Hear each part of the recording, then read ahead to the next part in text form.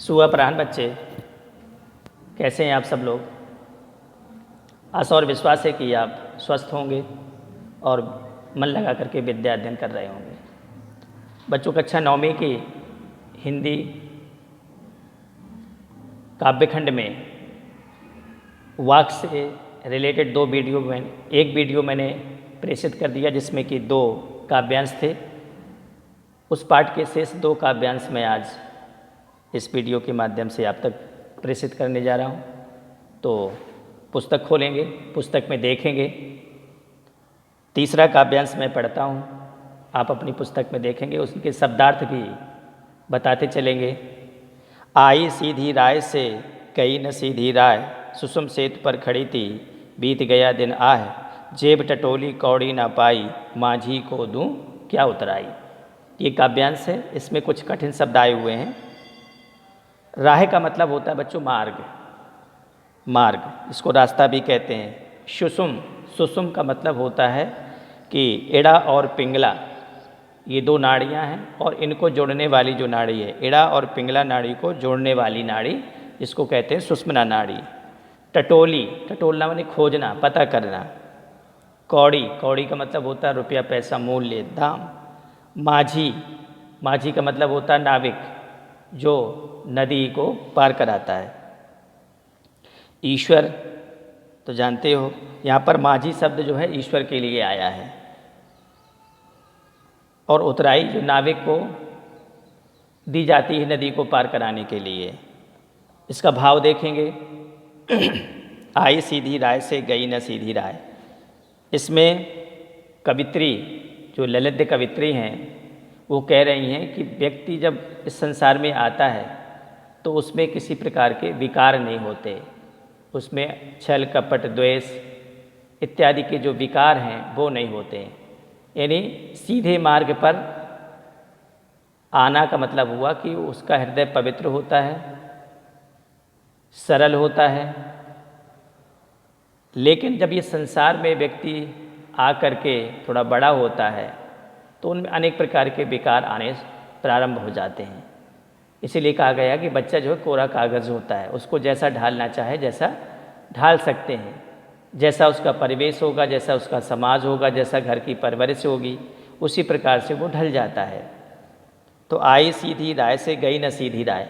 लेकिन जब जाने का समय आता है इंसान के, तो उसमें अनेक प्रकार के विकार आ जाते हैं। फिर उसके जाने का मार्ग इतना सरल नहीं रहता, आसान नहीं रहता, वो कई कंटकों भरा होता है। अनेक प्रकार की उसमें व्याधियाँ, पीड़ा, माया, मोह, लोभ, संसारिकता के बंधन में फंस जाता है। वो जानता है कि मुझे मरना है एक दिन और मेरी मृत्यु निकट है, फिर भी वो अपने किए हुए या जो उसने संपत्ति इकट्ठी की है उसको वो छोड़ना नहीं चाहता। इसलिए उसका जो मार्ग जाने का है वो मार्ग इतना आसान नहीं होता। सुषुम सेतु पर खड़ी थी बीत गया दिन आए, अर्थात दिन समय बीत गया, पूरा जीवन बीत गया। अब उस समय पर है जो एड़ा और पिंगला नाड़ी को जोड़ने वाली जो सुषुम्ना नाड़ी है, जो अंतिम समय पर चलती है, तो उस स्थिति में है वो। तो फिर अब स्वयं का मूल्यांकन करता है, स्वयं का असेसमेंट करता है। जेब टटोली कौड़ी ना पाई, तो देखता है कि मैंने सत्कर्मों रूपी, पुण्य रूपी अच्छे कर्मों का फल मेरे पास है कुछ की नहीं है। जेब टटोली कौड़ी ना पाई, माझी को दूं क्या उतराई।